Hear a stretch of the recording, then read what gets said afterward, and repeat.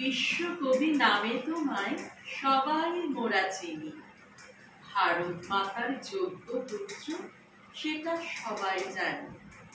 তোমার লেখা গদ্য পদ্য গাথা মনের মাঝে, জীবন জুড়ে তুমি আছো সকাল দুপুর সাজে।